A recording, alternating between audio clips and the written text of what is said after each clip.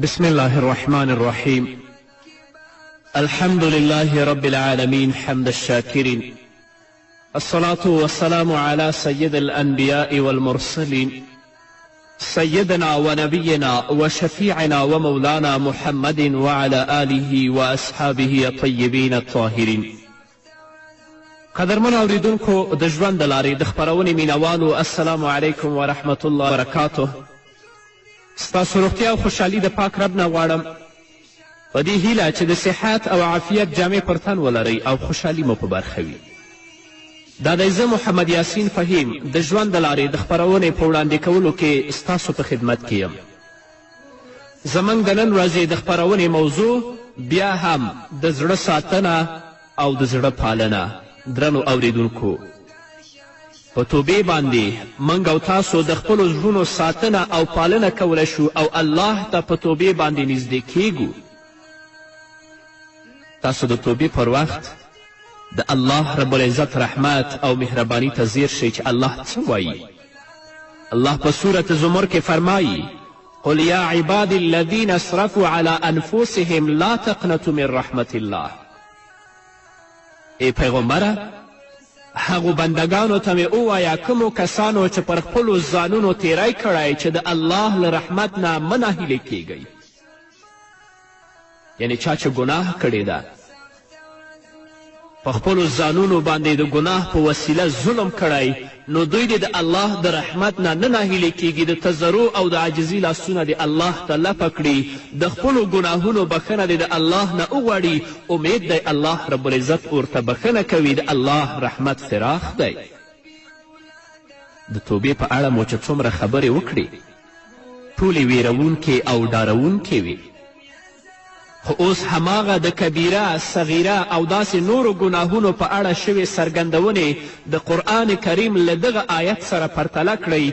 الله په سورة زمر کې فرمایي: قل یا عبادي الذین اسرفوا على انفسهم لا تقنطوا من رحمت الله ان الله یغفر الذنوب جمیعا انه هو الغفور الرحیم وانیبوا الی ربکم وأسلموا له من قبل أن يأتيكم العذاب ثم لا تنصرون واتبعوا أحسن ما أنزل إليكم من ربكم من قبل أن يأتيكم العذاب بغتة وأنتم لا تشعرون. الله وایي: ای پیغمبره، هغو بندگانو ته مې ووایه کومو کسانو چې پر خپلو ځانونو تیری کړی چې د الله له رحمت نه مه ناهیلې کیږئ. که تاسو ګناه کړی، خو د الله رحمت د ستاسو د ګناهو نه ډیر فراخ او ډیر لوی دی. ځکه په یقیني ډول الله رب العزت ټولې ګناوې بخي. هغه بخونکی او مهربانه ذات دی. وانیبو الی ربکم، راوګرځئ د خپل رب خواته او د هغه د امر منونکي شئ مخکې له دې نه چې پر تاسو عذاب راشي. من قبل ان یأتیکم العذاب، او بیا له هیڅ لورې نه درته مرسته ونه شي چې د الله رب العزت عذاب در باندې راغی، بیا څوک نشته چې تاسو سره مرسته وکړي او د الله د عذاب نه تاسو خلاص کړي. او د خپل رب د لیږل شوي کتاب ډیر غوره اړخ غوره کړئ مخکې له دې نه چې پر تاسو ناڅاپي عذاب راشي او تاسو خبر هم نه اوسئ وانتم لا تشعرون. نو درنو اوریدونکو، راځئ چې د تضرع او د عاجزي لاسونه الله ته لپه کړو، د خپلو ګناهونو بخښنه د الله نه وغواړو مخکې له دې نه چې د الله رب العزت عذاب په موږ راشي. ځکه کله چې د الله رب العزت عذاب راغی، بیا څوک نشته چې زموږ مرسته وکړي او موږ د الله رب العزت د عذاب نه خلاص کړي. نو تاسو ولې توبه نه کوئ؟ تاسو د قیامت ورځ در یاده کړئ چې هغه به څنګه او څومره سخته ورځ وي. الله رب العزت فرمایی: ان تقول نفس یا حسرت علی ما فرطت فی جنب الله. داسې نه چې وروسته څوک ووایي چې افسوس زما پر هغه تقصیر چې ما د الله رب العزت په شان کې وکړه. نه مخکې د مخکې نه راځئ الله ته رجوع وکړئ د خپلو ګناهونو بخښنه د الله رب العزت نه وغواړئ او الله ته په رجوع سره د خپلو زړونو پالنه او ساتنه وکړئ تر څو ستاسو رابطه د الله سره ټینګه شي او رابطه مو له شیطان نه وشلیږي. همدارنګه الله رب العزت فرمایي وان كنت لمن الساخرین. هلته به ګنهګار نفس دا آوازونه کوي بلکې زه خو په ملنډو وهونکو کې شامل وم. کفار، فساق او فجار او منافقین به هلته وایي چې موږ به په دین ټوکې او ساتیری کوه، موږ به د خپل رب په دین ملنډې وهلې او ښایي چې د قیامت په ورځ د دغو خبرو پر ځای بل څه ووایو. او تقول لو ان الله هداني لكنت من المتقين او تقول حين ترى العذاب لو ان لي كرة فأكون من المحسنين. هلته چې کله د الله عذاب وویني، د قیامت دهشت او وحشت ویني، نو وایي به کاشکې الله ما ته هدایت کړی وی، نو زه به هم له پرهیزګارانو څخه وم. یا د عذاب په لیدلو سره به ووایي کاشکې ما ته یو بل فرصت په لاس راشي او زه هم د ښه عمل کوونکو څخه شم. هلته بیا فرصت نشته، بلکې دار د عمل چې د دنیا ده، نو د دنیا ژوند درنو اوریدونکو ډیر محدود دی، ډیر لنډ دی. راځئ چې دا څو شیبې ژوند لرو دا د الله په عبادت کې تیر کړو، د الله رب العزت د اوامرو او د الله رب العزت د احکامو پابند شو، هغو عملونو ته مخه کړو چې الله رانه راضي کیږي او شیطان پرې خفه کیږي. او که خو موږ تل لپاره په ګناهونو باندې بوخت وو، الله ته م رجوع ونه کړه، توبه مو نه ایستله، نو د خپلو زړونو درملنه، ساتنه او پالنه موږ ونه کړه، رابطه مو له الله نه شلیږي او رابطه مو له شیطان سره قائمیږي. هغه بیا ذلت د دنیا او د آخرت دی. الله رب العزت دې په موږ او تاسو ټولو باندې رحم وکړي. ښایي تاسو ته اوس به خبره نوره هم روښانه شوې وي. نو ولې باید توبه ونه کړو؟ مخکې له دې چې له دغه شان خبرو سره مخ شو باید توبه وکړو. الله رب العزت ورپسې آیت کې فرمایي ویوم القیامة ترى الذین کذبوا علی الله وجوههم مسوده. نن چې کومو کسانو په الله دروغ تړلی دي، د قیامت په ورځ به ته هغه وینې چې مخونه به تور وي. جهنمیان هلته په د قیامت په ورځ ټول پیژني، ځکه چې د هغوی مخونه تور دي. یا الله زموږ مخونه د توروالي نه وساته، موږ سپین مخ خپل حضور ته ودروه. د قیامت په ورځ به د هغو کسانو مخونه تور وي چې په دنیا کې د الله له امر څخه سرغړونه کړې وي. الله رب العزت په اړه فرمایي الیس فی جهنم مثوی للمتکبرین. آیا په دوزخ کې د متکبرینو کافرانو لپاره کافي ځای نشته؟ الله رب العزت هغوی یې ولې کبرجن بللي؟ الله وایي چې د خپلو بندگانو ټولې ګناوې به د توبې په بدل کې ورته وبخم. خو دا چې بندگان توبه نه کوي، د دې معنا دا ده چې هغوی د خپل رب په مقابل کې سر نه ټیټوي، او د دې معنا دا ده چې هغوی کبر کوي. نو راځئ د کبر نه لاس واخلئ، الله ته متوجه شئ، توبه وباسئ. الله به د ستاسو توبه قبوله کړي، الله به م ګناهونه درته معاف کړي. خو که بدي کوئ، ګناه کوئ، بیا هم الله رب العزت ته سر نه ټیټوئ، د تضرع او د عاجزي لاسونه الله ته نه پورته کوئ، د خپلو ګناهونو بخښنه د الله نه نه غواړئ، نو دا کبر دی. او الله د متکبرینو او د کبرجنو په اړه فرمایي الیس فی جهنم مثوی للمتکبرین.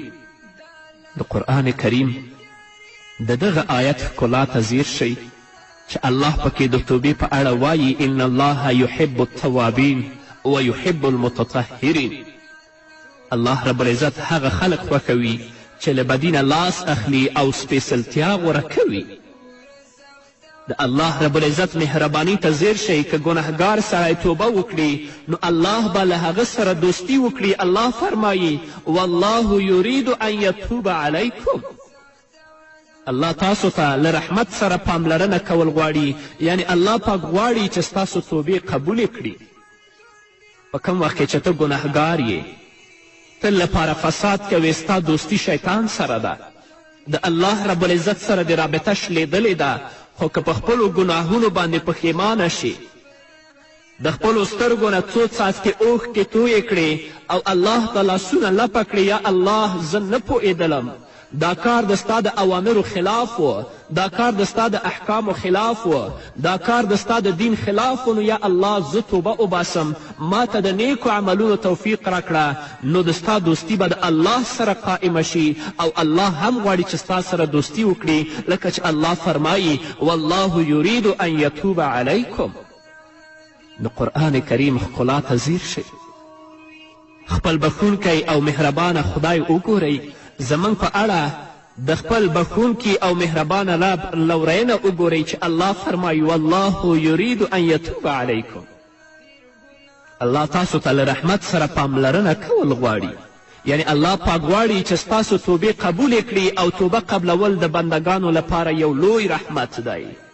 نو ستونزه په څه کې ده؟ ولې توبه نه وباسو؟ الله فرمایي ویرید الذین یتبعون الشهوات ان تمیلوا میلا عظیما. خو کوم خلک چې د خپلو نفسي غوښتنو پیروي کوي، هغوی دا غواړي چې تاسو له سمې لارې نه ډیر لرې شئ. څوک چې شهوت غواړي او په هغو پسې ګرځي، هغوی ستاسو ګمراهي غواړي. خو الله جل وعلا شانه له تاسو نه څه غواړي؟ غواړي چې ستاسو له ګناهونو څخه در تیر شي او هغه تاسو ته وبخي. نو په دې صورت کې چې څوک توبه نه کوي، الله رب العزت په اړه فرمایي ومن لم یتب فاولئک هم الظالمون. کوم کسان چې له دغه چار چلند څخه را وانوړي، توبه ونه کړي، هغوی بیا ظالمان دي. نو درنو اوریدونکو، راځئ ځان په ظالمانو کې مه ګډوئ. د الله رحمت ډیر لوی فراخ دی، د الله رحمت ډیر واسع دی. د تضرع او عاجزي لاسونه الله ته لپه کړئ، توبه وباسئ، د خپلو زړونو ساتنه او پالنه په توبې سره وکړئ، تر څو چې د الله رب العزت رابطه له تاسو سره ټینګه شي او الله رب العزت تاسو سره دوستي وکړي، لکه څنګه چې الله رب العزت فرمایي والله یرید ان یتوب علیکم. او هغه کسان چې د دنیا په خواهشاتو کې اخته دي، ټول ژوند په فساد، منکراتو او فجایو کې تیریږي، هغو سره دوستي پرېږدئ، ځکه هغوی دا کوشش کوي چې تاسو د اسلام د مستقیم لارې نه وګرځوي، په بدبختیو کې اخته کړي او په ظالمانو کې شمار کړي، رابطه مو له الله سره پرې کړي او رابطه مو له شیطان سره قایمه کړي. نه، راځئ توبه وباسئ، الله ته وجاړئ، د خپلو سترګو نه اوښکې تویې کړئ، تر څو چې الله رب العزت زموږ او ستاسو نه راضي شي. الله عزت د خپلو بندگانو له ویرولو وروسته هغوی ته داسې خبرې کوي چې په زړونو کې ځای نیسي. ښه ورته ځیر شئ. الله فرمایي الم یعلمو ان الله هو یقبل التوبة عن عباده. آیا دې خلکو ته معلومه نه ده چې هماغه الله دی چې د خپلو بندگانو توبه قبلوي؟ نو ولې توبه نه وباسئ؟ دغو ښکلو او سپېڅلو خبرو ته پام وکړئ. آیا تاسې نه پوهیږئ چې یوازې الله توبه قبلوونکی دی؟ وګورئ یو ځل بیا د قرآن کریم دغه ښکلي بیان ته الله فرمایي الم یعلمو ان الله هو یقبل التوبة عن عباده ویأخذ الصدقات وان الله هو التواب الرحیم. آیا دې خلکو ته معلومه نه ده چې هماغه الله ده چې د خپلو بندگانو توبه قبلوي او د هغوی خیراتونه منظوروي او وربخي، او دا چې الله ښه بخونکی او رحیم دی. همدارنګه الله رب العزت د خپل ځان ستاینه او نومونه داسې کړې د غافر الذنب و قابل التوب. الله د ګناه بخونکی او توبه قبلوونکی دی. نو راځئ چې د تضرع او د عاجزي لاسونه الله ته لپه کړو، توبه وباسو. که غواړئ چې د دنیا ژوند هم په عزت کې تیر شي او په آخرت کې مو الله رب العزت جنت ته داخل کړي، د بې شرمي او د بې عزتي نه په دنیا او په آخرت کې په امان اوسئ، نو الله ته توبه وباسئ، الله ته رجوع وکړئ، د خپلو زړونو پالنه او ساتنه په توبې سره وکړئ چې الله سره مو رابطه ټینګه شي. او هغه کسان چې د خپلو بدو عملونو نه توبه نه کوي، تل لپاره په فساد، په منکرات او په فجایو کې وخت تیروي، د هغو رابطه له شیطان سره ټینګه ده. الله هغو ته ظالم ویلی دي، د هغو ژوند په دنیا کې هم بې عزته دی او په آخرت کې به الله رب العزت ډیر په ضلالت سره او ډیر په بدبختي سره جهنم ته کش کوي. نو راځئ لپه کئ لاسونه الله ته، د سترګو نه اوښکې تویې کړئ، فساد پرېږدئ، نفاق پرېږدئ، ګناه پرېږدئ، غیبت پرېږدئ، سود پرېږدئ، رشوت پرېږدئ، حرام پرېږدئ. په دې باندې د زړه درملنه کیږي، الله درنه راضي کیږي. په همدې هیله قدرمنو اورېدونکو نور به واورو، خو د یوې دمې نه وروسته.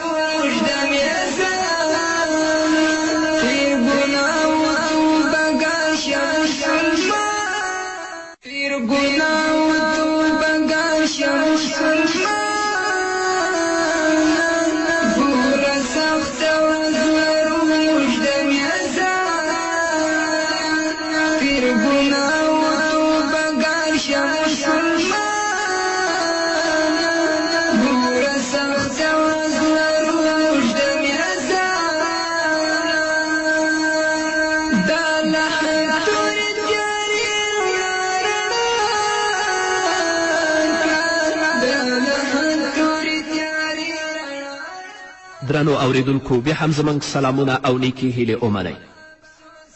آیا تاسو د دغه ټولو خبرو له اورېدو سره سره بیا هم توبه نه کوئ؟ تاسې ولې توبه نه کوئ او ولې خپل خدای ته رجوع نه کوئ؟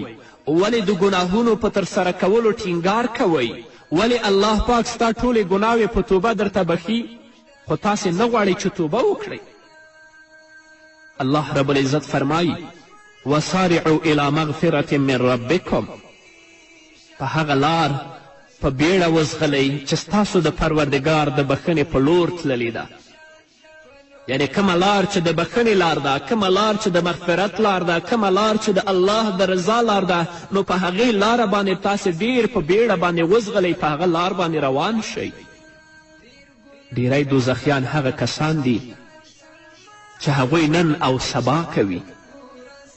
دا وایي چې سبا به خیر ګناه پرېږدم، بله ورځ به ګناه پرېږدم، بله ورځ به ګناه پرېږدم، او آخر دنیا نه په داسې حالت کې لاړ شي چې توبه یې نه وي ایستلي او الله به جهنم ته وویلېږي. هغه کسان چې ځانونه د ډیر ژر په کلمه باندې غولوي او له ځانونو سره وایي چې ژر به دروغ پرېږدم، لږ وخت وروسته به خویندې وایي چې حجاب واغوندم. دلته له ژر او لږ وخت وروسته نه مقصد دا دی چې سم د لاسه دغه کار نه کوي. څه ضرورت دی چې یو څوک ووایي لږ وخت وروسته به دروغ پرېږدم؟ ولې په ځای غوڅه خبره نه کوي چې زه نور له همدې شیبې نه وروسته دروغ نه وایم؟ او یا لکه ځینې ښځې چې وایي تر ودېدو وروسته باید زه حجاب واغوندم او ښایسته جامې واغوندم تر څو مې چې اولادونه رانه خوشحاله شي. او یا لکه ځینې ځوانان وایي تر واده کولو وروسته به ټول منځونه په جومات کې کوم او سترګې به د ناروا څیزونو د لیدو لپاره نه غوړوم. دغه کسان همدغه د ژر او یا لږ وخت وروسته خبر له ځان سره تکراروي او خپل نیک عملونه ورباندې ځنډوي. دغه خلک چې په خپلو نیتونو او عملونو باندې په کتنه کې نن او سبا کوي، هغوی په حقیقت کې دروغ وایي. همدغه ژر او یا لږ وخت وروسته بهانه د شیطان یو سرتیری دی او په ځای د الله رب العزت غوښتنه د سارعو کلمه ده. سارعو یعنې بیړه وکړئ، بیړه یعنې ځنډ مه کوئ، ځنډ یعنې د ځان او اصلاح ترمنځ، د ځان او الله رب العزت د اطاعت ترمنځ زمانه فاصله جوړوئ. دا مه وایئ چې زه سپین ږیره شوم بیا به منځونه کوم. خویندې دا نه وایئ چې زه زړه شوم یا واده شوم بیا به ښایسته جامې اغوندم. نه، د مرګ څه معلومات نشته. کیدای شي چې شپې ته او سبا ته مرګ د ستا دروازه وډبوي، بې توبې به الله ته لاړ شي، به الله رب العزت ته څه ځواب وایي؟ الله فرمایي وسارعوا الی مغفرة من ربکم، په هغه لار په بیړه وځغلئ چې ستاسو د پروردګار د بخښنې په لور تللې ده. او یا د خپل رب د بخښنې په لور بیړه وکړئ، الله ته د تزرع او د عاجزي لاسونه لپه کړئ، د خپل رب نه د خپلو ګناهونو بخښنه وغواړئ. نو درنو اوریدونکو په بیړه او له ځنډ پرته د خپل رب رحمت ته ځان ورسوئ، توبه وکړئ تر څو په عفو او بخښنه کې ژوند وکړئ. له همدې امله وایي چې د دوزخیانو چیغې یوازې په دې خاطر نه دي چې هغوی په اور کې سوځي، بلکې د هغو ګناهونو په خاطر هم ویرونکې چیغې وهي چې په دنیا کې کړي دي او په دنیا کې له هغو توبه کولی شوې. الله رب العزت هم ورته د توبې په وجه هغه ګناوې بخلې، خو دوی ورباندې توبه ونه کړه. له همدې امله په دوزخ کې چیغې وهي کاشکې په فلاني او په فلاني ګناه مې توبه کړې وای، کاشکې مې فلاني ګناه نه وای کړی.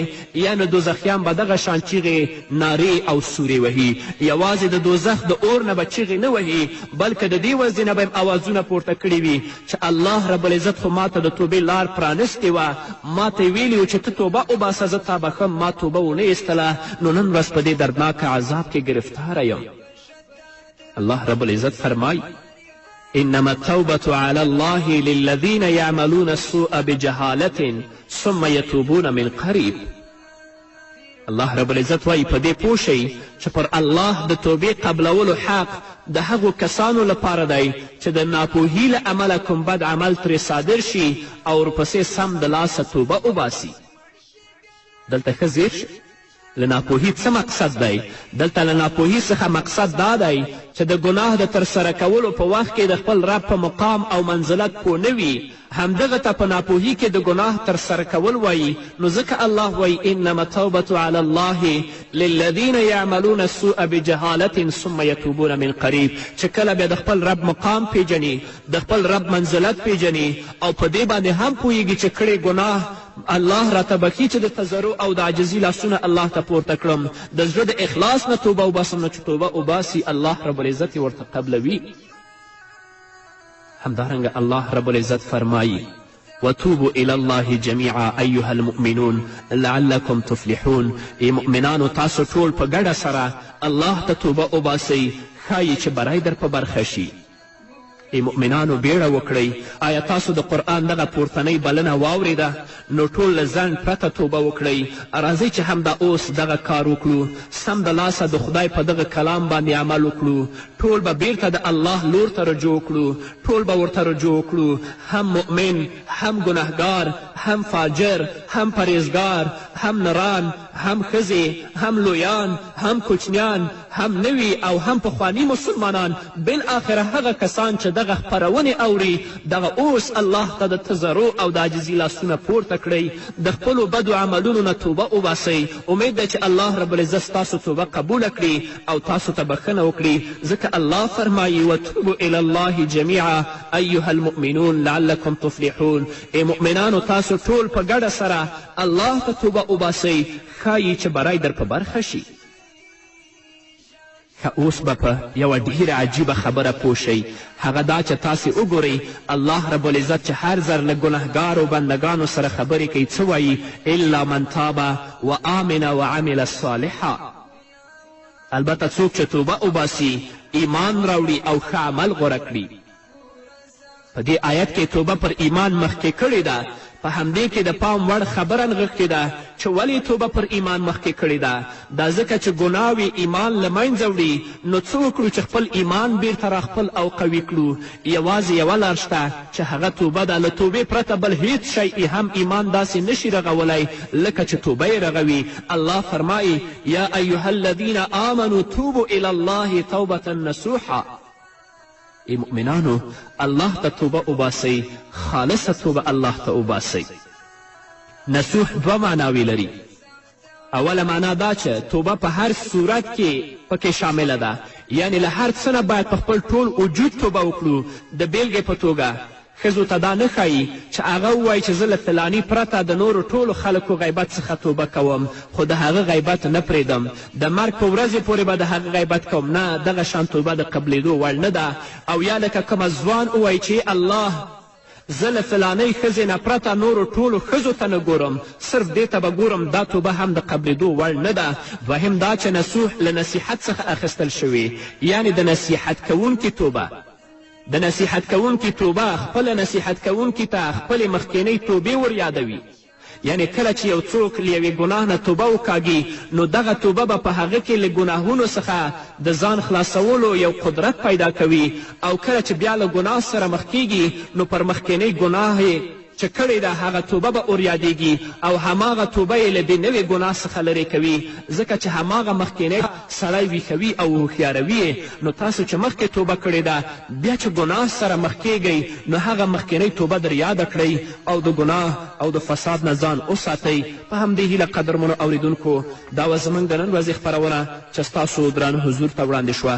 تر بلې خپرونې پورې چې زه بیا هم ستاسو درانه حضور ته راځم، تاسو ټول په لوی الله سپارم. پاتې ژوندم نیکمرغه، ښاد، بریالي او کامیاب اوسئ.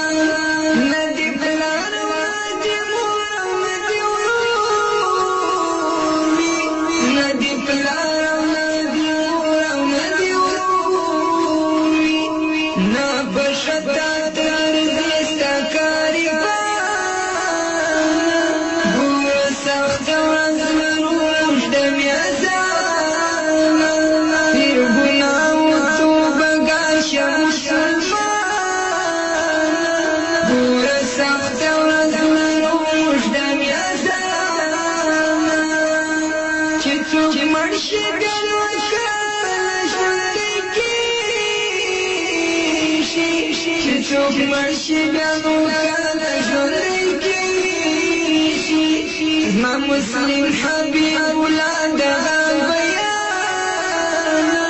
ګور سخت ورځ ورځ د میزان تیر ګناه توبه ګار شه مسلمان ګور سخت ورځ ورځ د میزان تیر ګناه توبه ګار شه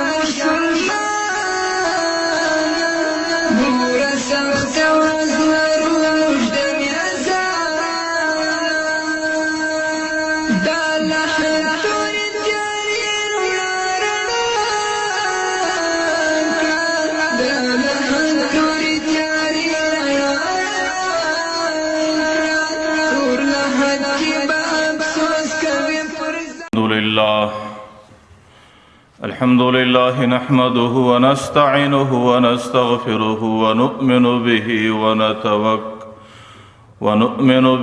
ونتوكل عليه ونعوذ بالله من شرور أنفسنا ومن سيئات أعمالنا. من يهده الله فلا مضل له ومن يضلله فلا هادي له. ونشهد أن لا إله إلا الله وحده لا شريك له. ونشهد أن سيدنا ومولانا محمدا عبده ورسوله. أما بعد فأعوذ بالله من الشيطان الرجيم. بسم الله الرحمن الرحيم. فلا يأمن مكر الله إلا القوم الخاسرون. وقال رسول الله صلى الله عليه وسلم الدين النصيحة. آمنت بالله صدق الله مولانا العظيم وصدق رسوله النبي الكريم ونحن على ذلك من الشاهدين والشاكرين والحمد لله رب العالمين.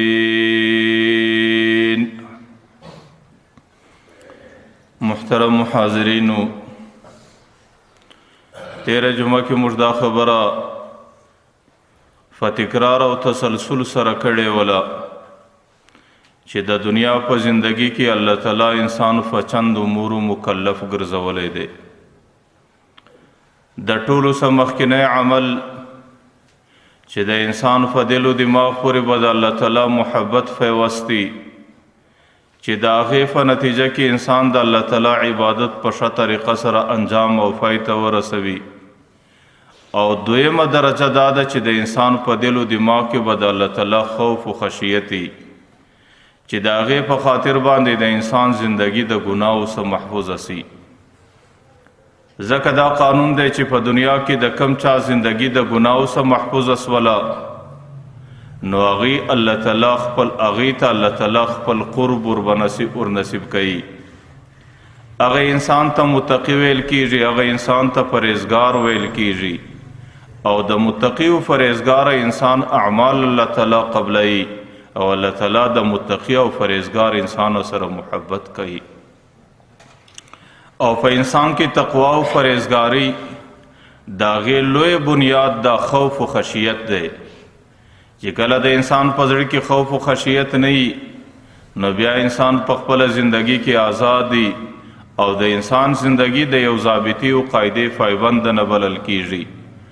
او د انسان زندگی د قاعدې او د ضابطې پایبند هلته وي چې کله د انسان زړه کې دا خبره کښېنسته چې زه به یې ورځ مرم او زه به یې ورځ د الله تعالی دربار ته پیښېږم او زه به یې ورځ د الله تعالی په دربار کې د خپلې زندګۍ ټولې حساب و کتاب پیښوم. چې کله د انسان په دماغ کې دا خبره راله او دا بیره راله او دا خوف کښېناستی نو بیا د انسان زندگی د ګناهو څخه محفوظه کیدی سي او بیا انسان د الله تعالی د ولایت او د قرب مقام ته رسیدی سي. نو د ټولو څخه لویه خبره د انسان د زندګۍ دا ده چې د انسان په زړه کې د الله تعالی څخه خوف او خشیت راسي.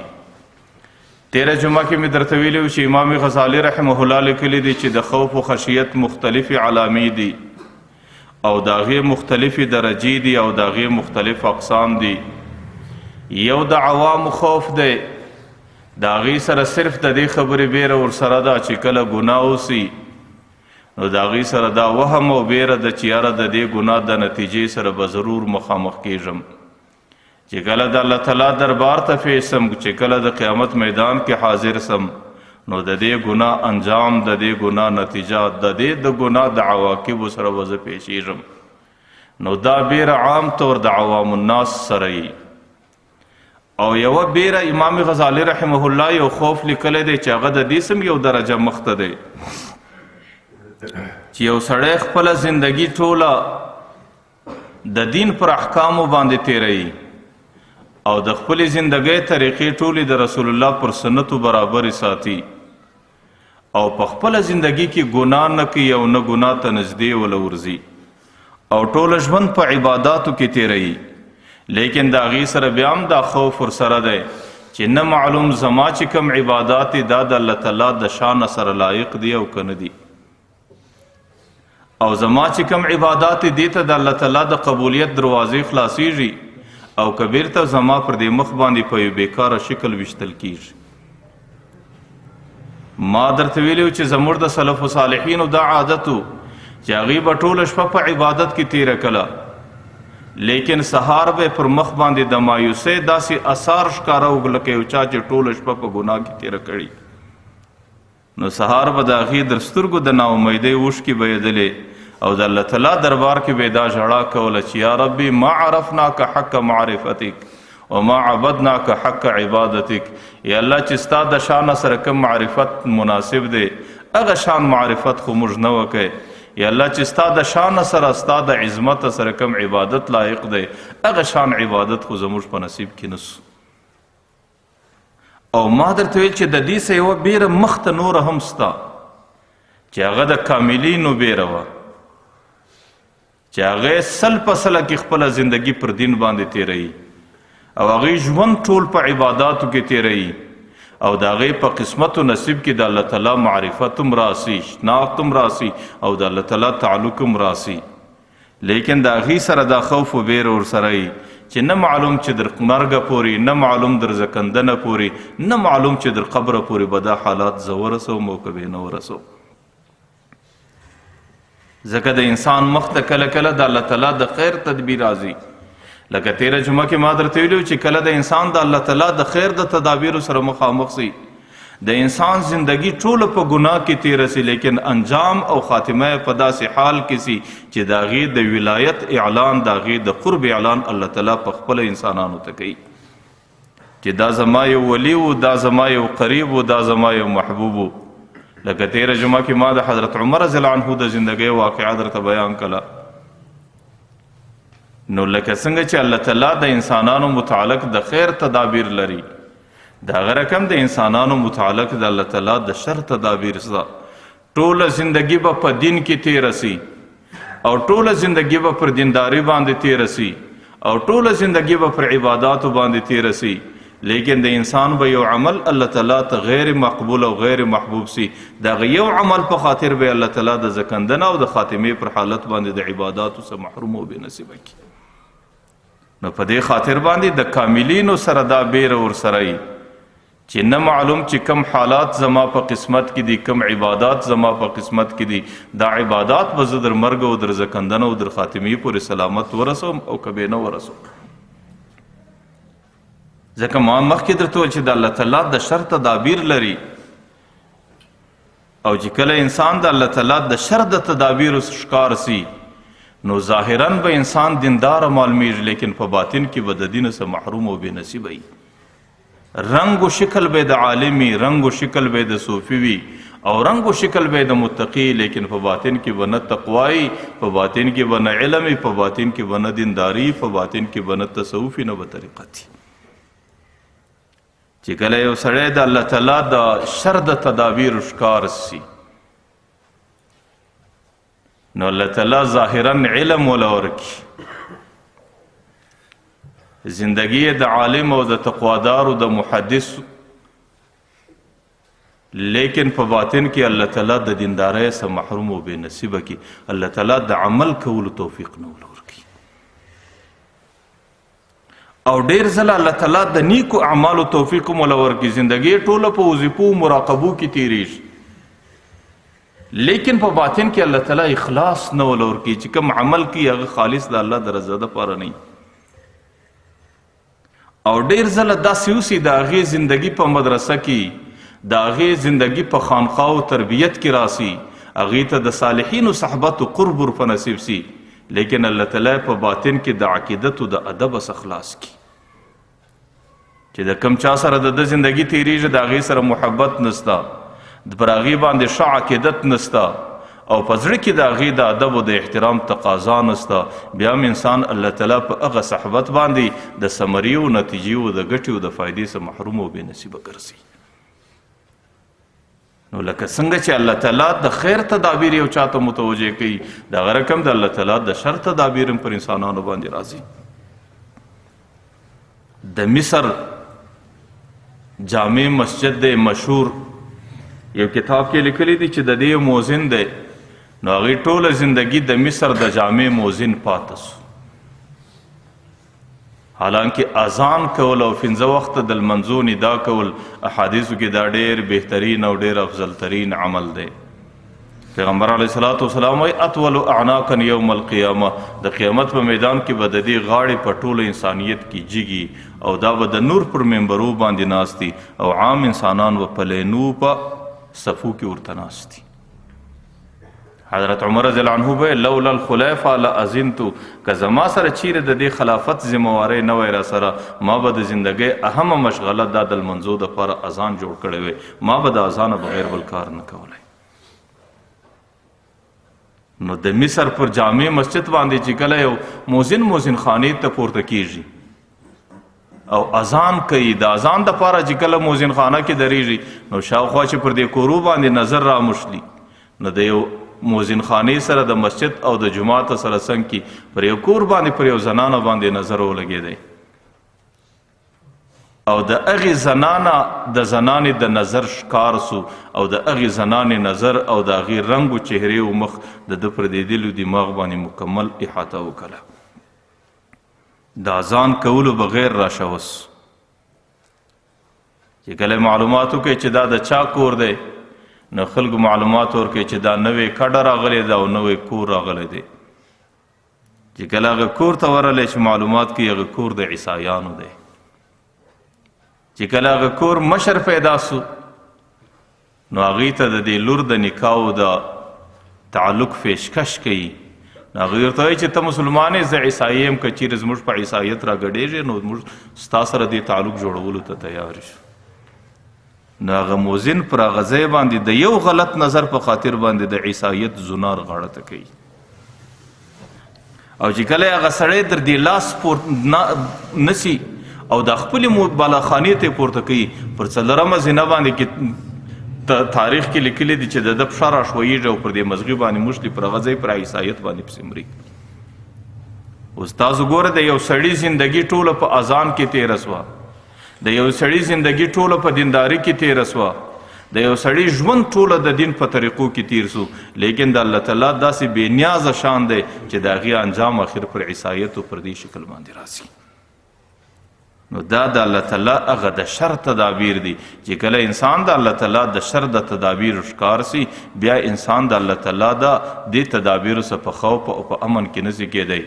بیا به د انسان سره در مرګ پورې دا خوف ورسره وي چې نه معلوم زما دا ایمان، نه معلوم زما دا دین، نه معلوم زما دا دینداری، دا به در کومه ځای پورې زما سره. پیغمبر علیه الصلاة والسلام حدیث مبارک دی چې کله قیامت ته نږدې زمانه راسي نو په انسانانو کې به کوم حالت دی. نو یصبح الرجل مؤمنا ویمسی کافرا. سهار چې د کوره څه وځي صاحب ایمان دی چې ماښام کور ته راځي د ایمان ذره ورکې نسته. یبیع دینه بعرض قلیل من الدنیا. د دنیا معمولی ګټه مخله راله بیا د دین ته جواب ورکوي او دین ته رخصت ورکوي. بیا به انسانان د دین سودا کوي، بیا به انسانان د ایمان سودا کوي، بیا به انسانان د اسلام او د کفر سوداوي رواني. نو د قیامت سره نږدې به داسې حالات پر انسانانو باندې راځي. نو ځکه زموږ سلف چې کم کاملین انسانانو نو هغوی چې به دا خبرې اورېدې د هغوی زړونه به بلګېدل، د هغوی په زړو کې به ژړا راتله، هغوی به د الله تعالی دربار ته دا التجا کوله چې یا الله چې کم ایمان کم دولت یې را په نصیب کړی دی، یا الله چې کم دین او کم عزت یې را په نصیب کړی دی، یا الله در قیامت او در مرګ پورې، یا الله در قبر او در خاتمې پورې دا زموږ سره په ایمان او سلامتیا کې ورسوه. ځکه د الله تعالی داسې بې نیازه شان دی، د الله تعالی داسې مستغني شان دی چې د یو سړي به ټوله زندگی په محنت او په خواري کې تېره سي، لیکن پر خاتمه به الله تعالی او انسان ته یو ذره قبولیت په نصیب ورنکړي. تواریخو کې لیکلي دي چې کله جنگ ازادي د انګریز سره رالی نو د علماء دیوبند چې کوم سربراہ شیخ الهند حضرت مولانا محمود الحسن دیوبندی رحمه الله، نو هغوی چې کله د انګریز په مخالفت کې د جهاد اعلان وکړ نو د ټول هند شیخ دی، او کله بعضې خلک خو دته د شیخ العرب والعجم لقب ورکاوی. نو د انګریز په مقابل کې تنې تنها ودرېدی.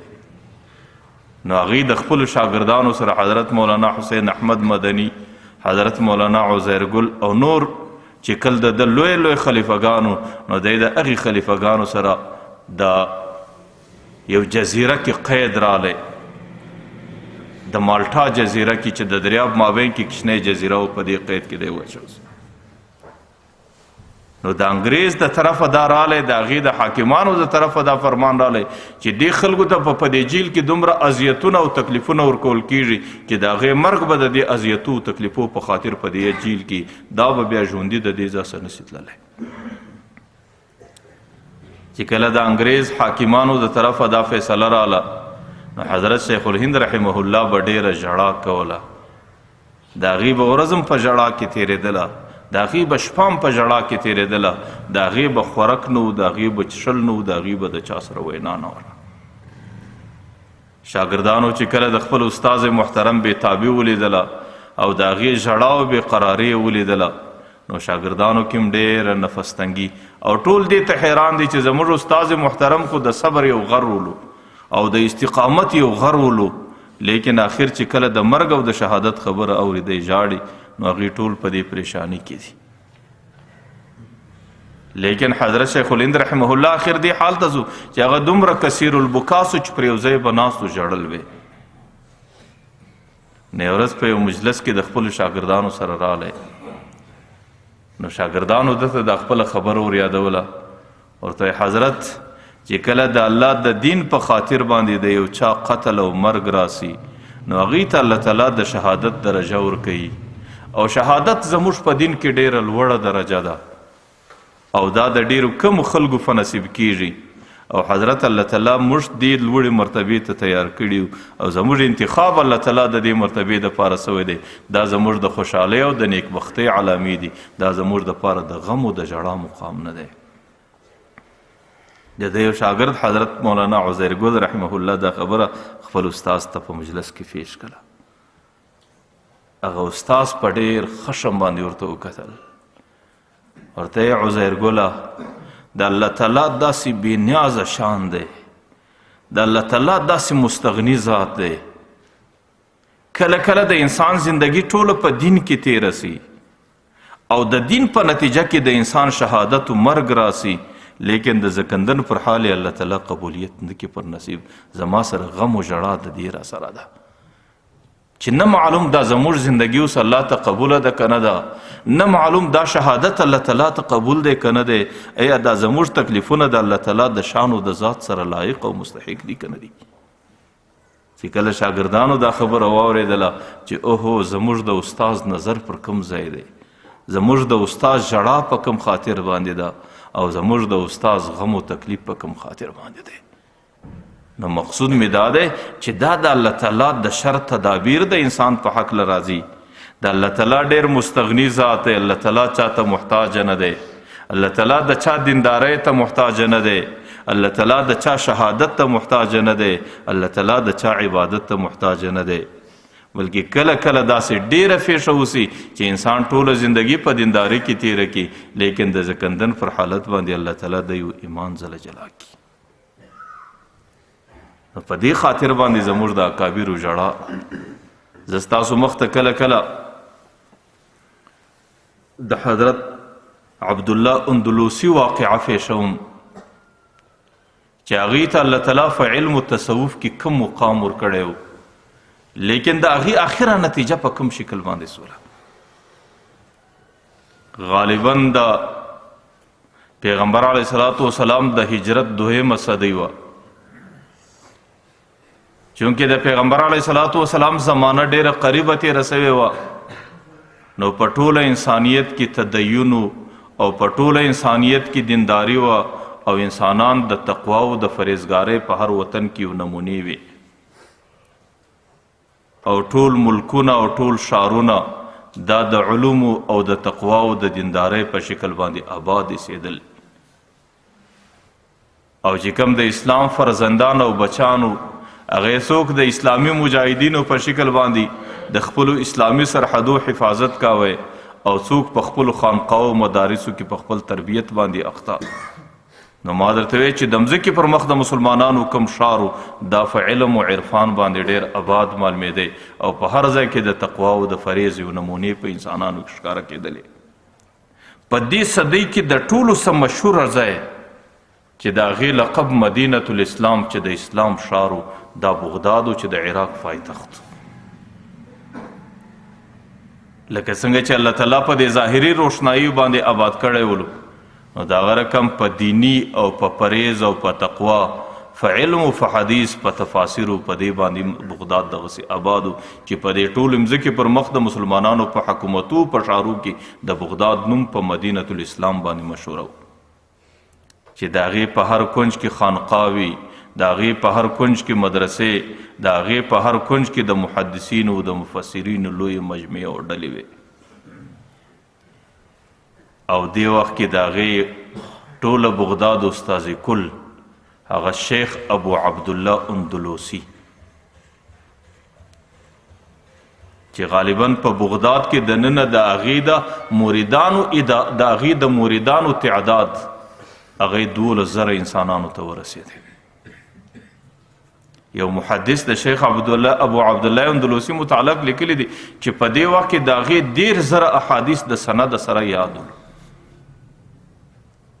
او بیا لیکلی دی چې په دې وخت کې قرآن کریم په 9 قرات باندې راغلی دی د قرآن کریم په 9 سره قراتو باندې حافظ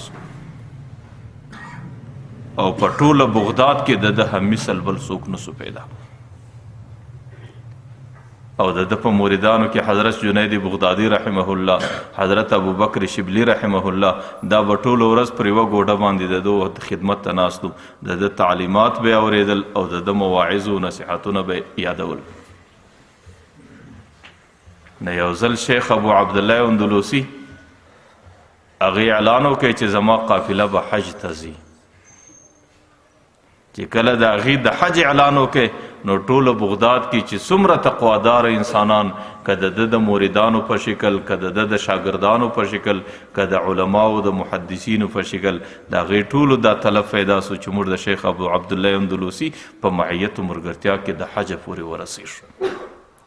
یو ځل د حج سفر دی او دویم طرف ته د دین په خاطر باندې سفر دی او بیا د شیخ ابو عبدالله اندلوسي په معیت او په ملګرتیا کې دی. لمجلس عالم فقیه خیر من عبادت 60 سنه. پیغمبر علیه الصلاة والسلام حدیث مبارک داسې راغلی دی د یو فرهیزګار عالم مجلس کې یو ګړی کښېنستل د انسان دپاره د 80 کاله عبادت مبذله دی. نو چې کله قافله د شیخ ابو عبدالله اندلوسي د بغداد څخه د مکې مکرمې طرف ته روانیږي، نو هغې ډېره لویه قافله او ټوله د علماو د زهادو د فرهیزګارانو مجموعه.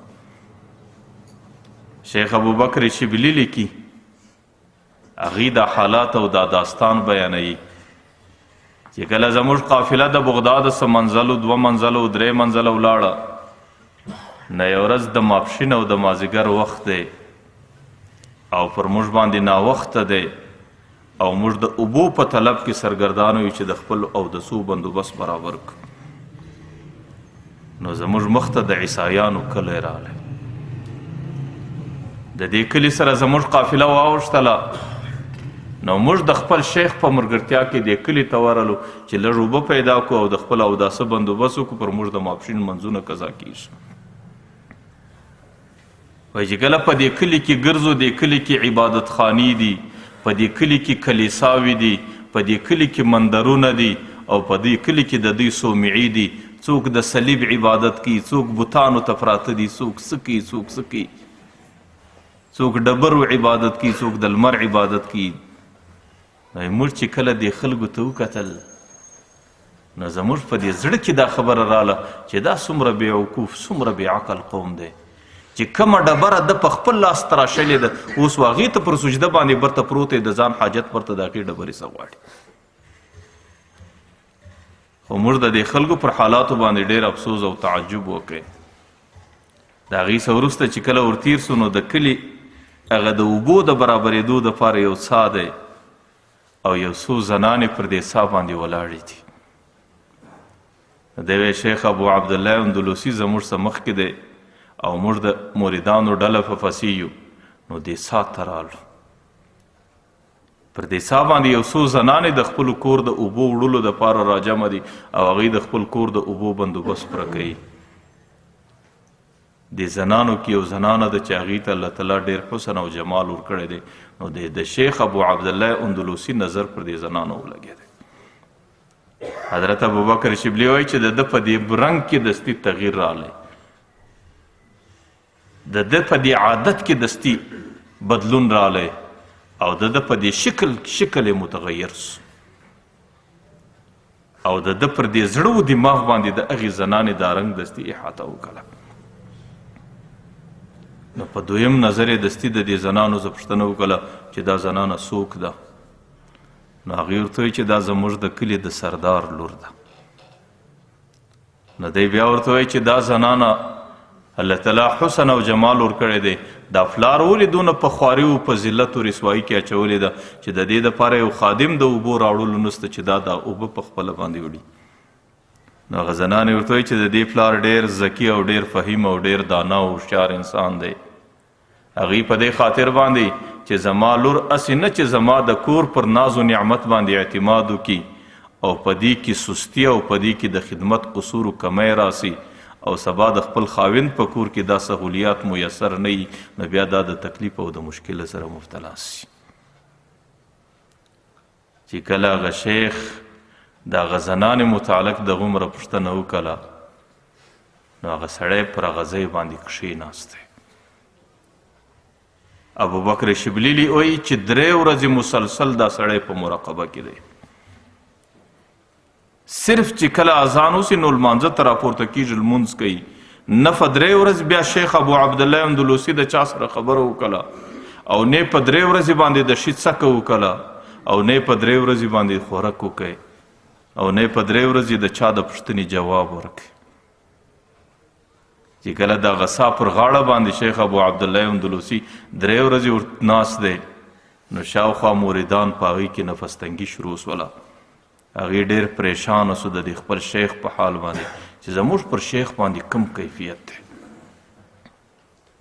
نو ابوبکر شبلی وایي 3مه ورځ باره ما جرأت وکړی، دلاوري مې وکړه، د شیخ ابو عبدالله اندلوسي ته مې ځان رانږدې کړی.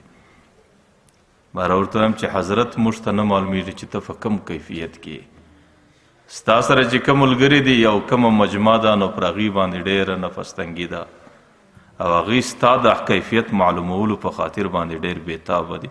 حضرت د خپل کیفیت دی خپلو ملګرو ته ښکاره کړه. چې کله زما د وینا څخه وروسته شیخ ابو عبدالله اندلوسي راولاړ سو، برای د خپلې مجمع ته خبره کوي، ورته یې بچانو ځکه ټول یا د ده شاګردان دي یا موریدان دي، ورته یې بچانو 3 ورځې مخکې زما پر یو زنانه نظر لګېدلی دی، او د هغې هغه رنګ او شکل زما پر دې دل و دماغ باندې داسې احاطه کړې ده چې زما په خدای قسم زما د وجود 1/20 د هغې د یاده څه فارغه نه دی. نو زما دپاره نور د دې مځکې څه لرې تلل او د دې مځکې څه ځان جلا کول او د دې مځکې څه ولاړېدل او رخصتېدل دا ممکنه نه ده. نور ستاسو خپله اراده ده، زما خپله اراده ده. حضرت ابوبکر شبلی وایي چې کله شیخ دا خبره خپلو موریدانو او شاګردانو ته ښکاره کړه، نو په ټوله مجمع کې یو قسم ژړا او بېتابي سوله. ما ورته ویل چې حضرت ته د ټوله بغداد استاذ کلی، او په بغداد کې ستا د موریدانو چې کومه دایره ده هغه 12,000 انسانانو ته رسېدلې ده. نو حضرت د خدای په خاطر موږ به رسوا کې، دین به رسوا کې، ځان به رسوا کې، دا څه وایي؟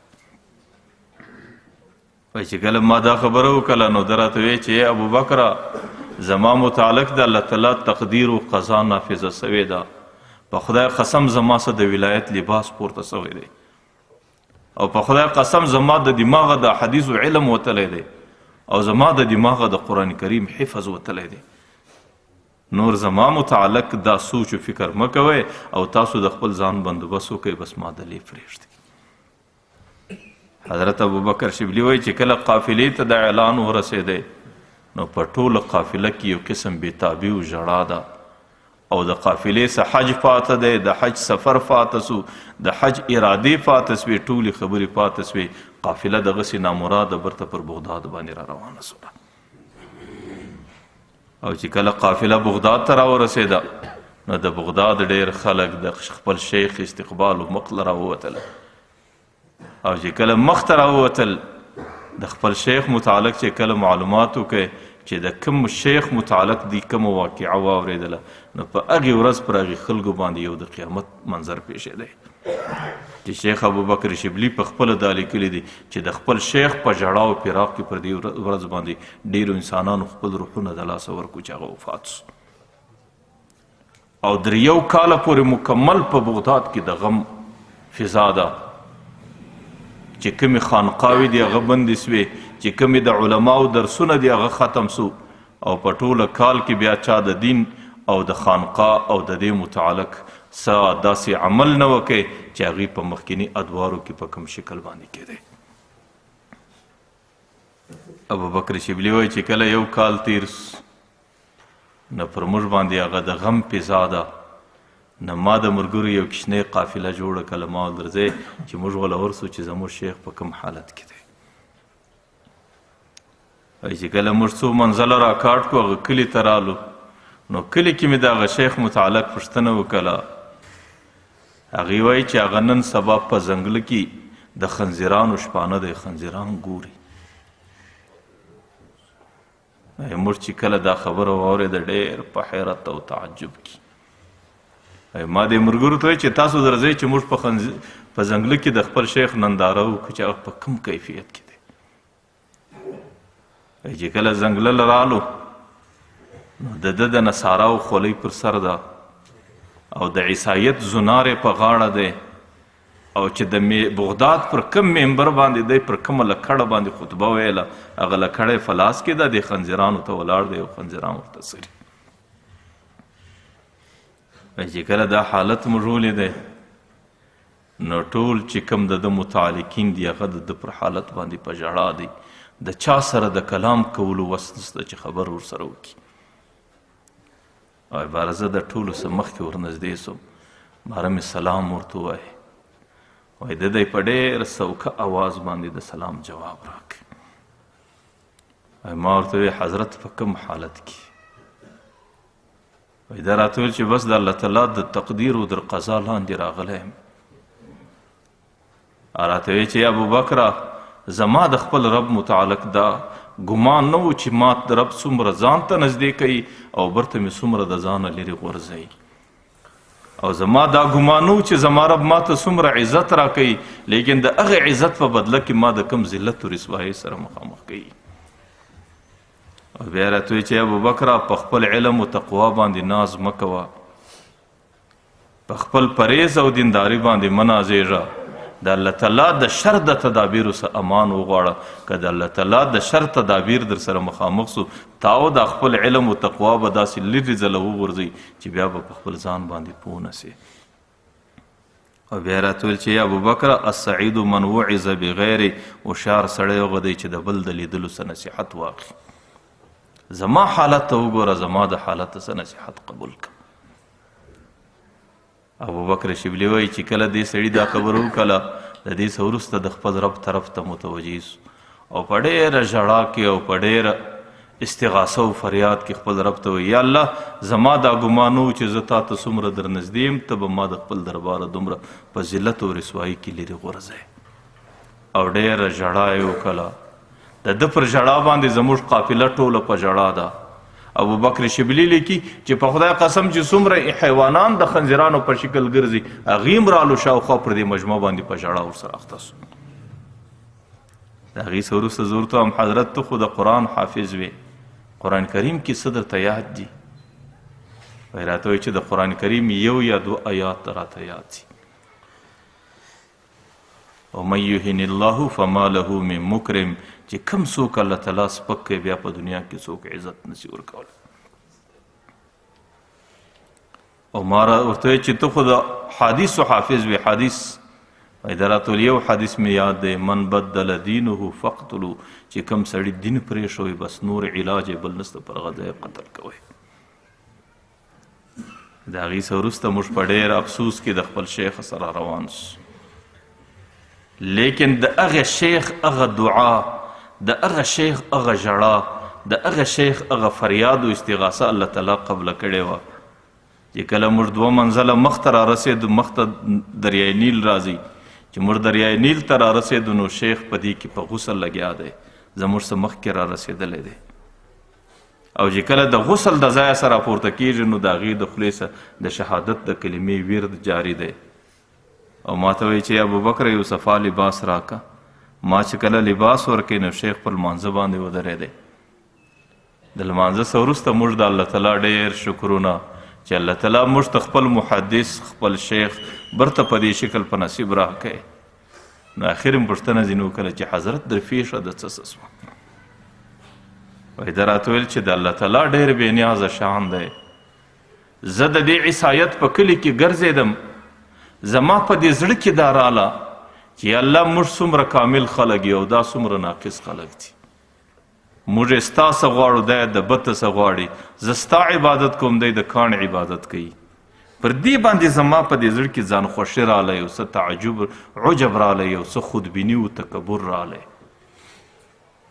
نو زما په دې زړه کې الله تعالی دستي الهام وکړي چې شیخه دا ته د ځان کمال بولې او دا ستا کمال دی او پر دې باندې ته عجب او تکبر په کم شکل کوي. په دې وخت کې زما د دې زړه څخه د یو سرکي میږي غوندې یو حیوان ووتی. نو زه په دې پوه سوم چې هغه ایمان و چې الله تعالی د دې یو عجب او تکبر په خاطر زما سره رخصت کړ. د هغې څه وروسته بیا بغداد ته راغلی، الله تعالی هغه د حدیثو علم په نصیب ورکړی، الله تعالی هغه د قرآن حفظ برته وروستی او الله تعالی د ده ملاقات ته د ټوله بغداد انسانان رالو او د وخت بادشاه ورته راغلی چې بیا یې دته هغه تحفې و تحایف او چې د بغداد کم علمي رونق و د ده په خاطر الله تعالی برته روان کړي. نو مقصود مې دا دی که انسان الله تعالی ته هر څومره قریب سي، که انسان الله تعالی ته هر څومره نږدې سي، لیکن قرآن کریم وایي فلا یأمن مکر الله الا القوم الخاسرون. د الله تعالی د مکر، د الله تعالی د تدبیر څخه، د الله تعالی د شر د تدابیرو څخه به سړی نه بېغمه کېږي. ټوله زندګي به په دین کې تېره سي، ټوله زندګي به په دعوت کې تېره سي، ټوله زندگی به په طریقت کې تیره سي، ټوله زندگی به په درس او په وعظ کې تیره سي، لیکن یو عمل د انسان به الله تعالی ته غیر مقبولی، دغه یو عمل پر خاطر به الله تعالی د قیامت او د زکندن او د خاتمې پر حالت باندې د د زندگی یو عمل په خپل دربار کې قبول نه وساتي.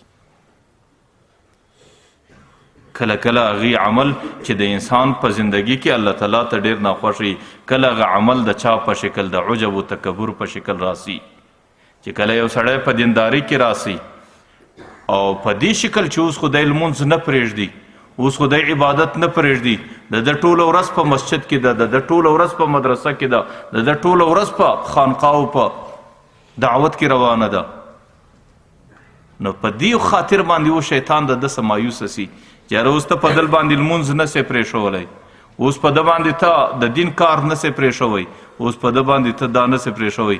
شیطان د بل طرفه څه ورسره راسي، ځکه هغې د انسان ډېر بدترین دښمن دی، هغې د انسان په دماغ کې عجب و تکبر ورواچي چې یاره زه خو دینداره یم، پلانکی خو نه دی دینداره، او زه در دې پلانکي ښه یم.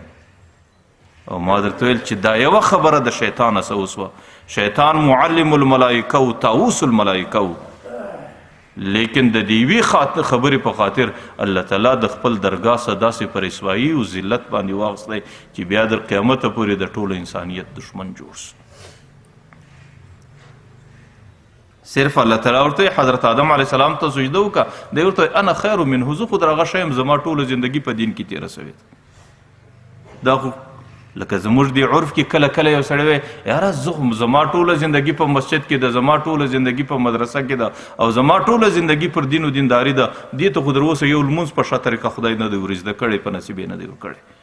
کله الله تعالی د انسان پر د یوه خبره باندې د انسان څخه داسې ناراضه سي چې د انسان د ټولې زندګۍ هغه عبادات هغې په مثل د معدوم و د عدم وګرځي.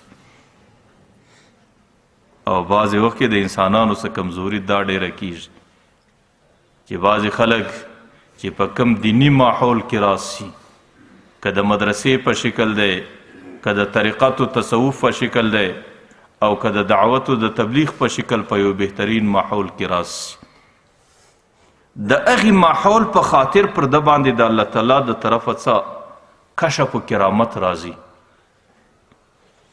او د الله تعالی سره لږ راز و نیاز د انسان جوړ شي،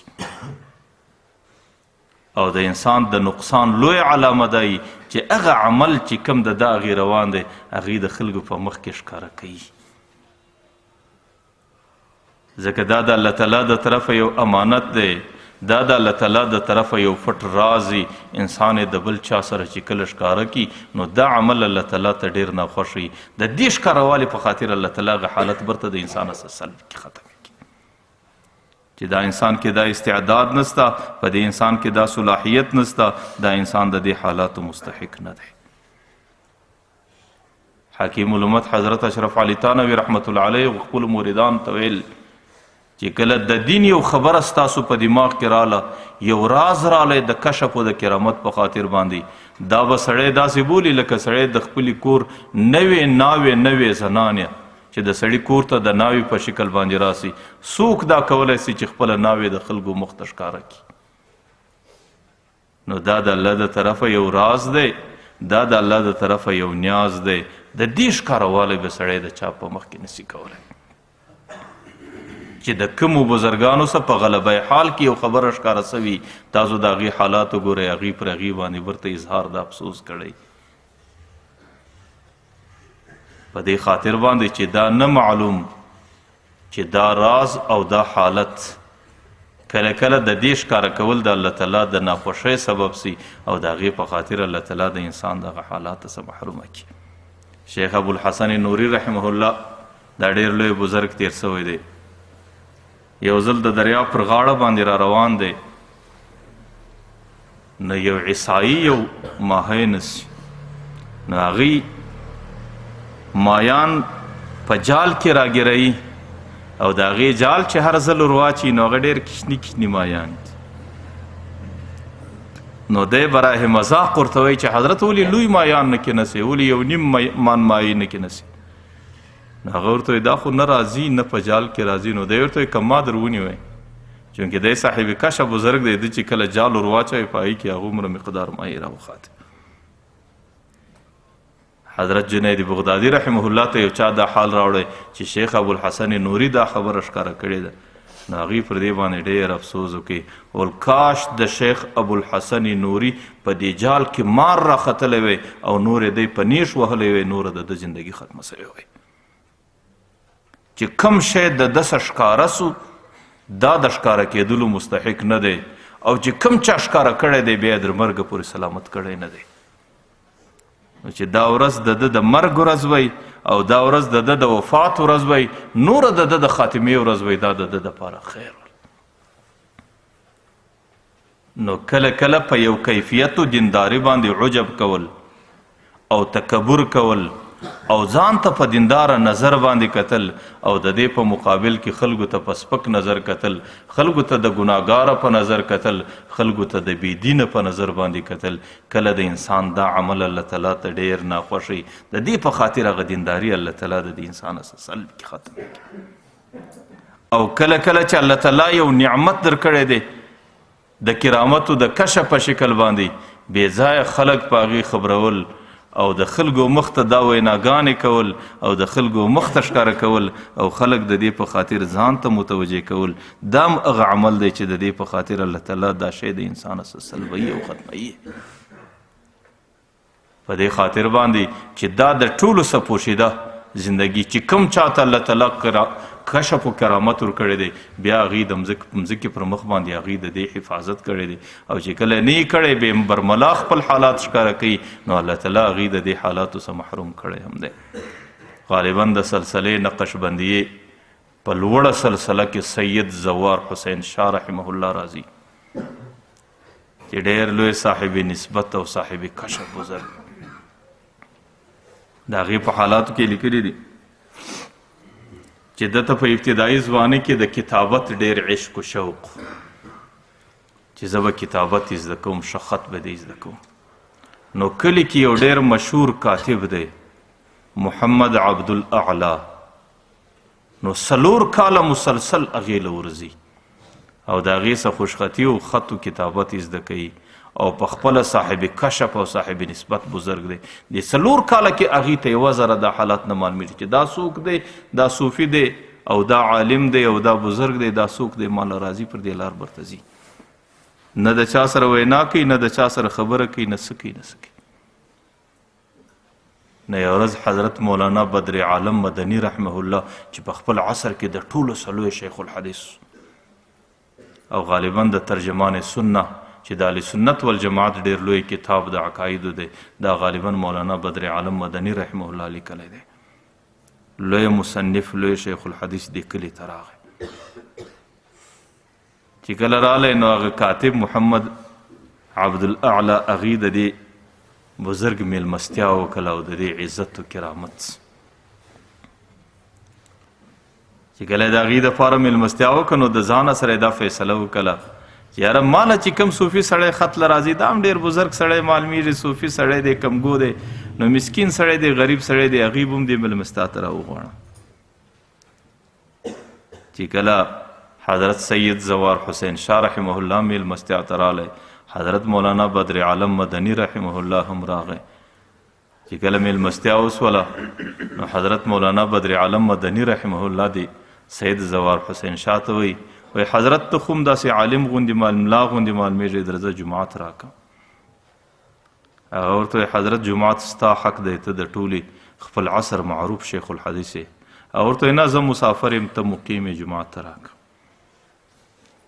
وایي چې کله حضرت سید زوار حسین شاه رحمه الله جماعت ته ولاړ سو، جماعت باندې چې کله هغوی سلام په وګرځاوی، پر حضرت مولانا بدر عالم مدني رحمه الله باندې یو قسم کیفیت رالی لکه پر یو سړي چې د زړه د دورې کیفیت یې ټوله بدن یې په خولو کې غرق سو او ساه یې وهله او ساه یې شروع سو.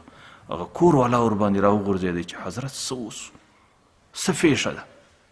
نو برده ډېر په غوسه کې ورته ویل چې کله یو صاحب نسبت بزرګ په یو ځای کې موجود وي نو چې څوک هغه له ورځي په کار دا دی چې سړی وختي څوک خبر کي. خدا نه خواسته که د دې بزرګ په خاطر یوه بې ادبي د سړي څه وسي، ما به د دې بې ادبۍ په خاطر د ټولې زندګۍ د علم څخه محرومه سي. نو چې کله ستا په کور کې یو صاحب نسبت بزرګ موجود دی او ته ما دې کور له راولې او په دې کور کې د هغې د حالاتو څه ما وختي نه خبره، نو خدا نه خواسته که زما څه یوه بې ادبي څه وی زما د ټولې زندګۍ سلسله دې را تباه کړې وله. هغه ورته حضرت زه خو په څه باندې نه یم اګا، ورته دا بوډا چې کوم موږ ته لمونځ راکوي دا صاحب کشف دی، دا صاحب کرامت دی، دا صاحب نسبت بزرګ دی. خدا نه خواسته چې زما په مخ کې زما څه د دې په مخ کې یو بې ادبه خبره ونه سوه، زما د ټولې زندګۍ سلسله تباه کېدله. ځکه از خدا خواهیم و توفیق ادب بې ادب محروم و گشت از فضل رب، چې د خدای څخه به سړی د ادب توفیق غواړي، چې کم سړی په بې ادبي کې رالی د الله تعالی د فضل و د علم څخه هغه سړی محروم و بې نصیبوي. نو بیا وروسته هغه کاتب هغې په هغه سید زوار حسین شاه رحمه الله باندې فسیس، بیا به ورته حضرت در اوسه پورې ته شاګرد وې زه استاز، د نن نه څه بعد به زه شاګرد یم ته به استاز یې. نو هغوی په طریقت کې د هغه خپل سید زوار حسین شاه رحمه الله سره وچلېدی چې اخر هغه کاتب ته الله تعالی د ولایت مقام ورپه نصیب کړي. نو مقصود می دا دی چې کم چاته الله تعالی د کشف و د کرامت سلسله ورکړي او هر څومره په دینداري کې راغلی، د دویم لوی نقصان اول لوی نقصان دا دی چې انسان د هغې په خاطر دې ځان ته د عجب و تکبر په نظر باندې وګوري. الله تعالی د دې علمه د دې سلسلې د دې دیندارۍ څخه کله کله داسې محرومه کړي چې هغه په خپل ځان باندې پوه هم نسي او د دې پوهنې درک هغې ته د زکندنو د خاتمې پر حالت باندې ولګېږي او کله کله بې ځایه خپل کشف و کرامت ښکاره کول او د هغې په خاطر باندې خلک ځان ته متوجه کول، نو دام هغه لوی مرض دی چې د دې په خاطر هم انسان الله تعالی کله کله د دې سلسلې څخه د دیندارۍ څخه او د الله تعالی د دین د خدمتو څخه او د علم و د دې سلسلې څخه الله تعالی سړی محرومه کړي. ما درته وی ظاهرا عالم دی، ظاهرا محدث دی او ظاهرت په علم کې لګیا دی، لیکن په باطن کې الله تعالی د عمل توفیق نه ورکوي. چې په مسجد کې کم لمونځ کوي په کور کې هغه لمونځ نسي کولی، چې د خلکو د کم نیک سړي ورباندې ګمان دی په خپل ځان کې د هغې درېیمه حصه نیکي هم نسي پیدا کولی. لیکن کله کله د علم په نتیجه کې د نیکو اعمالو توفیق سړي ته الله ورکوي، لیکن د نیکو اعمالو سره سره لمنځونه کوي، عبادتونه کوي، وعظونه کوي، درسونه کوي، لیکن یو یې هم د الله تعالی د رضا دپاره نه د اخلاص څخه الله تعالی محرومه کړي. او ما درته ویل د نیکانو د علماو صحبتو مجلس سړي ته الله تعالی په نصیب ورکړي، لیکن د هغې په نتیجه کې الله تعالی داسې ادب او دغه رقم د هغه نیک ارادې څخه د ادب څخه او د هغې نیکه ګمانه څخه الله تعالی داسې محرومه کړي چې د هغه بې ادبۍ په خاطر د هغې څخه یوه ذره ثمره و نتیجه پورته نه کړي، بلکې د دې ټولو بنیاد هغې دا دی که په هر څومره نیکه عملي کې، که په هر څومره دینداري کې، که په هر څومره لوړ مقام کې، د هغې دپاره بهترینه طریقه عاجزي. در پیغمبر علیه الصلاة والسلام به څوک لوی محدث، در پیغمبر علیه السلام به څوک لوی صوفي و، څوک لوی عالم و، څوک لوی زاهد و، لیکن پیغمبر علیه الصلاة والسلام زندگی څنګه حضرت انس رضی الله عنه وایي د هغې زندګي داسې تېرېدله په دومره عاجزي کې لو یمشي علی السراج لم یطفئو تحت قدمیها که دونه په عاجزي باندې به روانو په دومره ګمنامي کې به روانو که چیرې دا پښې پر لګېدلي څراغ باندې لګېدلي وای دغه څراغ د ده د پښو څخه نه مړه کېدی د ده د عاجزۍ په خاطر چې هغې په داسې شکل باندې ګرځېدی.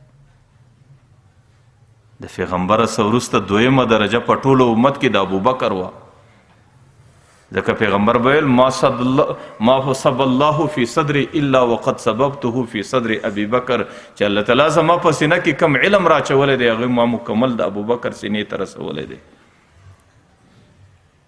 لیکن پیغمبر به لو اراد ان ينظروا الى وجه ميت على وجه الارض که څوک د یو مړي لیدل غواړي د مځکې پر مخ روان مړی غواړي چې پر پښو روان دی لیکن په حقیقت کې مړی دی فلینظر الى ابن ابي قحافه د دې ابوبکر د دې قحافه بچي ابوبکر ته دی وګوري چې هغې د مځکې پر مخ باندې دا تګ کوي او د مځکې پر مخ باندې داسې سفر کوي او د مځکې پر مخ داسې ګزاره کوي چې د سړي د ژوندي انسان یقین نه ورباندې. ما درته وی چې د انسان دپاره لویه بنیاد دا دی که په هر څومره لوړو مقاماتو کې دی که په هر څومره دینداري کې دی که په هر څومره علم کې دی که په هر څومره تقوا او فرهیزګاري کې دی د انسان د دل و دماغ څخه به خوف نه لرې کېږي. ما د خپلو سلفو حالت مخکې درته پیش کړي چې هغوی به ټوله شپه په عبادت کې تېره کړله لیکن سهار به د هغې پر مخ باندې د مایوسۍ داسې آثار ښکاره و لکه یو سړي چې ټوله ورځ په ګناه کې تېره کړه ټوله شپه په ګناه کې تېره کړي نو سهار به د سترګو څه اوښکې تویېدلې او ژړا به یې کوله او دا به ویل یا ربي ما عرفناک حق معرفتک و یا ربي ما عبدناک حق عبادتک ای زما پروردګاره چې څنګه د معرفت و هغسې معرفت مې نه وکړې ای زموږ پروردګاره چې څنګه د عبادت مستحق وي او څنګه عبادت ستا د شانه سره لایق و هغسې عبادت خو موږ ته الله په نصیب نه سو. خو دا خوف او دا بیره به در کومه حتی دا بیره او دا خوف به در هغه وخت حتی یأتیک الیقین چې در کومه وخته پورې مرګ راورسېدی بس واعبد ربک حتی یأتیک الیقین د خپل رب عبادت دی خوف دی خشیت دی دا به در مرګ پورې سړی د دې حالاتو څخه غافله نه وي. او ما په تېره جمعه کې درته ویل چې په هغه ګناهو کې چې پر هغه ګناه باندې الله تعالی سړي ته د توبې توفیق نه ورکوي په هغو ګناهو کې علماو یوه ګناه دا لیکلې ده چې د سړی د خپلې خاتمې څخه بېغمه سي چې پر خپل عبادت باندې مغرس و پر خپله دینداري باندې مغروره سوې او په خپله زندګي باندې عجب و تکبر کې رالی او د خپلې خاتمې څخه بېغمه سوې چې یاره زما حالات خو سیم برابر دي. نه دا بیره چې کم سړی په ګناه کې دی د هغې سره به هم بیره ورسره وي چې د دې ګناه سزا د قیامت په میدان کې ماته ګوري او چې کم سړی ګناه نه کوي په عبادت کې دی هغې به هم د دې بیره ورسره وي چې نه معلوم زما د شپې او د ورځې عبادات الله تعالی د شانه سره لایق دي او که نه دي او چې کم سړي ته الله تعالی خپل معرفت ورپه نصیب کړی دی د هغې سره به هم بیره ورسره وي چې نه معلوم دا معرفت او دا د الله تعالی نزدېکت دا به د زکندن در وخته پورې په سلامت باندې ورسوم او که نه ورسوم. نو ځکه د ټولو څه مخکې شی د انسان په زندګي کې خوف دی او خشیت دی چې د خپلې زندګۍ په دورانیه کې به ټوله زندګي په خوف او خشیت کې ورباندې تېرېږي او د هغې په خاطر به خپل ځان د ګناو د نافرمانۍ څخه محفوظه کوي او د هغې چې کوم سړی د ګناو نافرمانۍ څخه محفوظه سو نو هغې د الله تعالی متقي فرهیزګار بلل کېږي هغې الله تعالی ته محبوب بلل کېږي او الله تعالی د هغې سره محبت ساتي د هغې عباداتو ته قبولیت ورکوي. الله تعالی دې زموږ او ستاسو زړو کې خوف او خشیت راواچوي. الله تعالی دې دا څو خبرې خپل دربار کې